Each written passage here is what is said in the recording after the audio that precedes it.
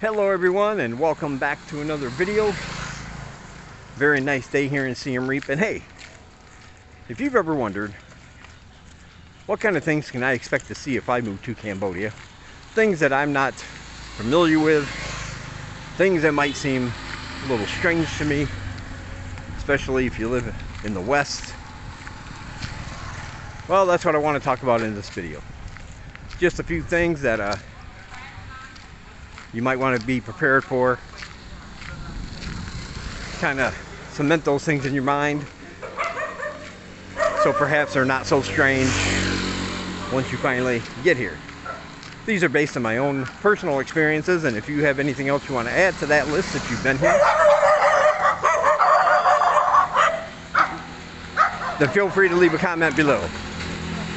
And as always, I want to say thank you to all my supporters. You guys know who you are. You are awesome.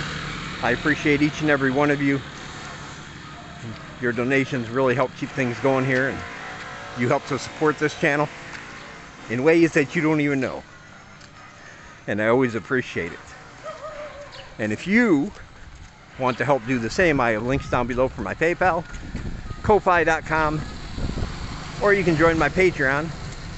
And when you do those things, you'll be put on my list. You'll receive my exclusive videos every week. There's another one coming either tomorrow or Sunday. I'll also send you a copy of my book, Living Cambodia, a guide for living in the Kingdom of Wonder, as a way of saying thank you. So if you can and you want to, every donation is really appreciated. And you can find those links down below. Now let's get on with the video.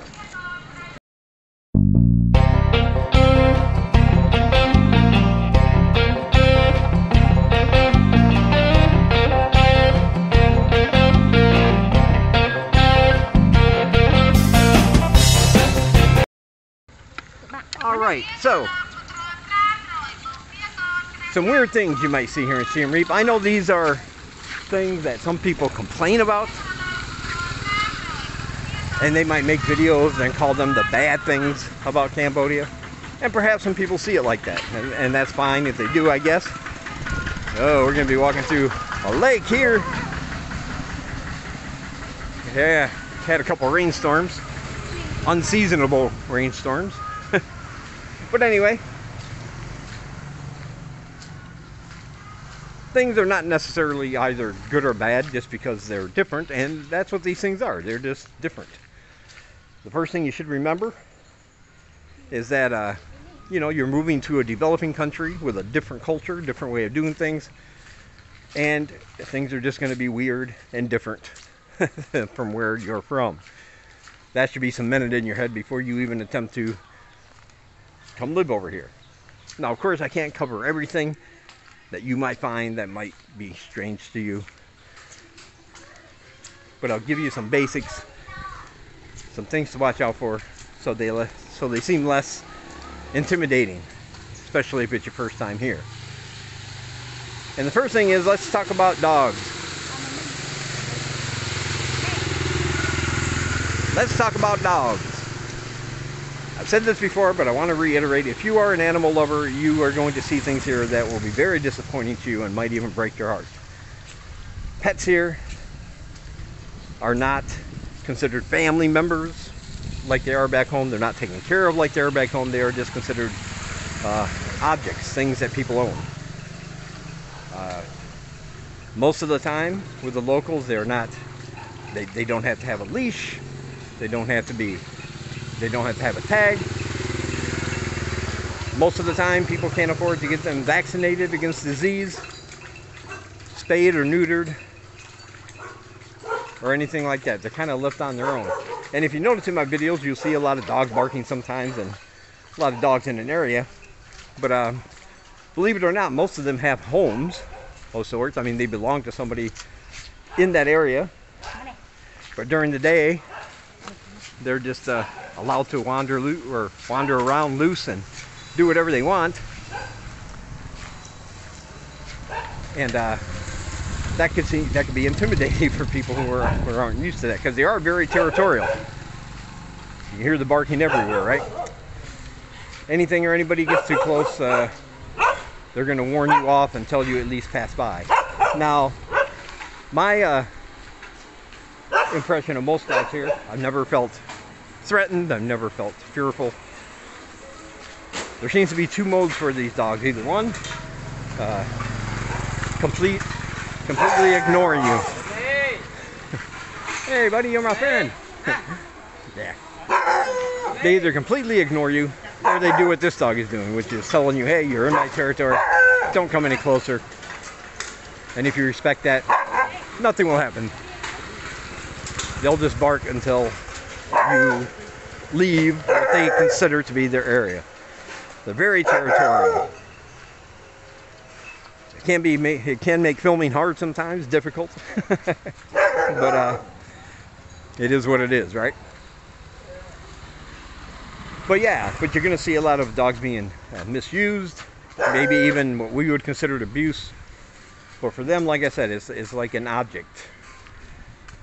Animals are just considered another thing they own, not an actual pet, an actual family member. And of course, this is not universal among the locals. There are people who treat their dogs very well.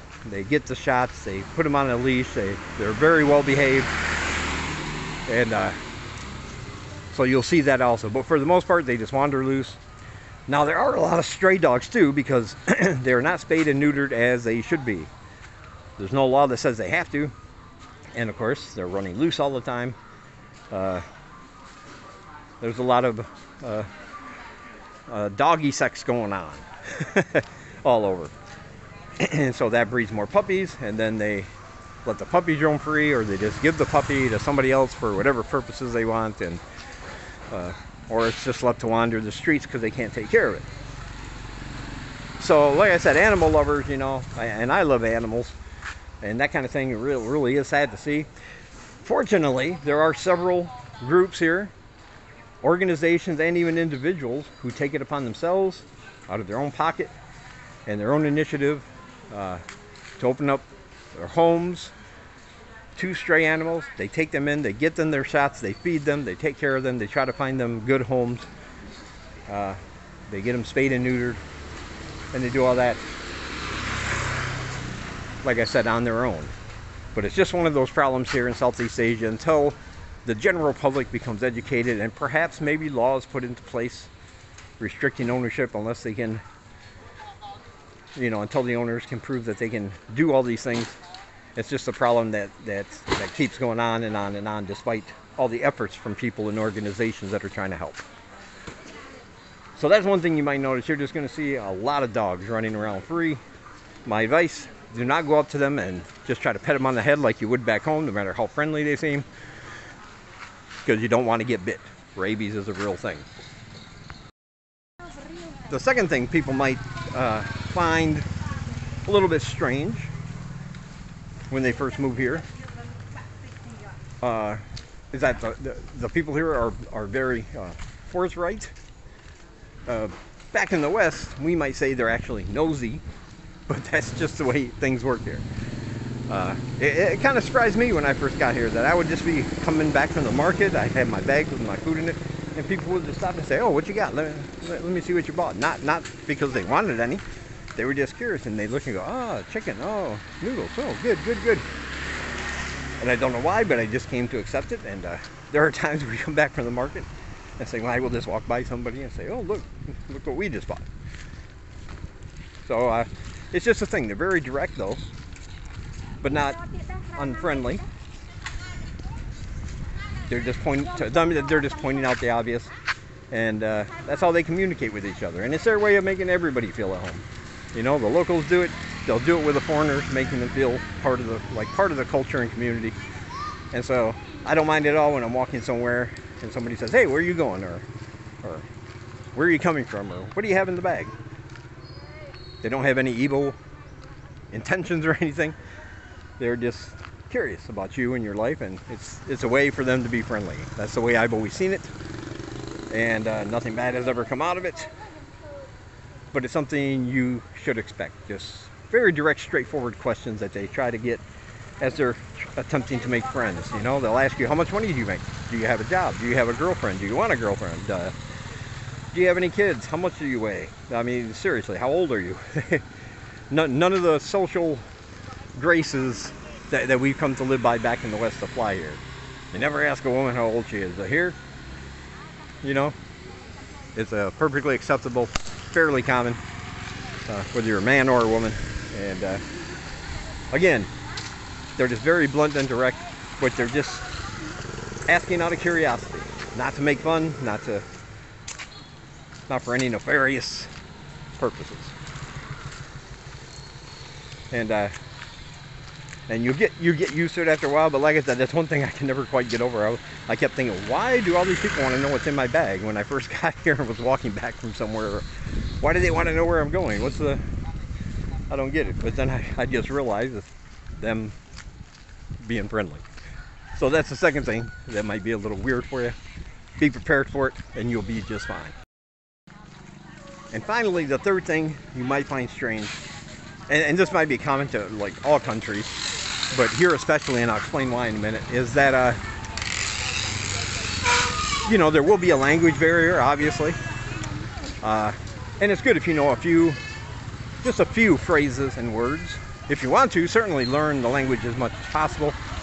Hey, but just a few words and phrases will really help you out. Like, I still don't know how to ask somebody for an iced coffee with condensed milk. That's my favorite drink. And so, of course, I have Singlai. She does most of the talking. She understands what I want. She knows how to communicate that. But sometimes, like yesterday, I went to a little coffee stand. I was alone, and I tried to explain what I wanted, and I wound up just pointing at everything individually until they understood what I was trying to say. I said the few words in Khmer, but condensed milk in Khmer, that word just it doesn't sound right. And so, you know, a lot of people talk about the language here. They don't like it. They think it's stupid. They think this and that and that. But the thing is like, so does yours. They're just so used to foreigners. They've kind of adopted English as a second language almost. But not everybody speaks it. So you do have to be prepared for some Googling of pictures for things you might want.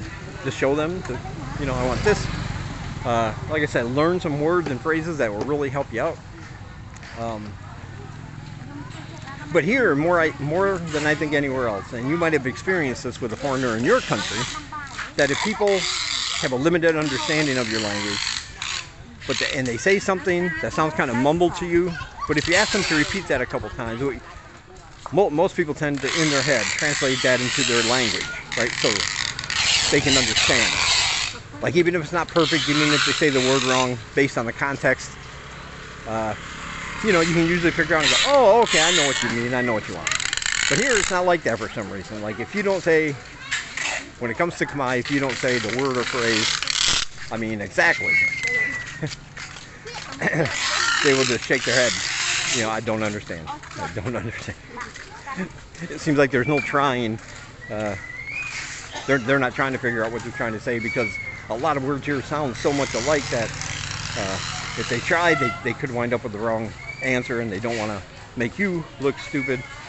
You know, Asia has this culture of saving face, and they don't want to make you appear stupid by assuming something and having it be wrong.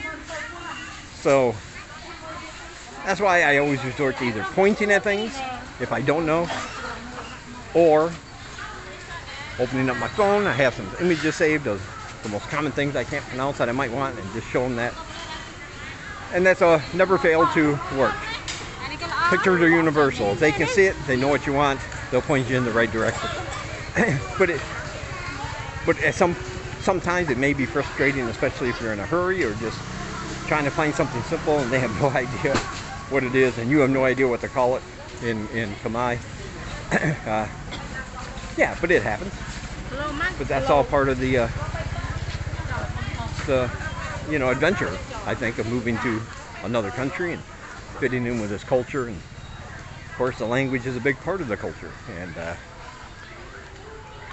I think I like the language. I think it's really, when somebody's talking, I'm mesmerized by it, even if I don't know what they're saying, because just the way some words are pronounced with little cutoffs at the end, and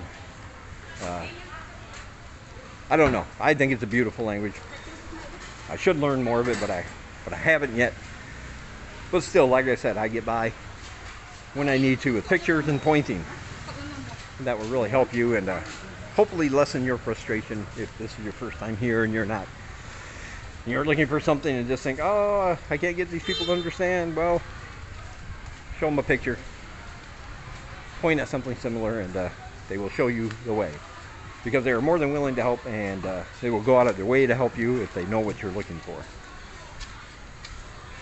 Like I said, you may come to Cambodia for a job, maybe to retire, or maybe just to visit and go see Angkor Wat, but you'll leave with the people in your mind.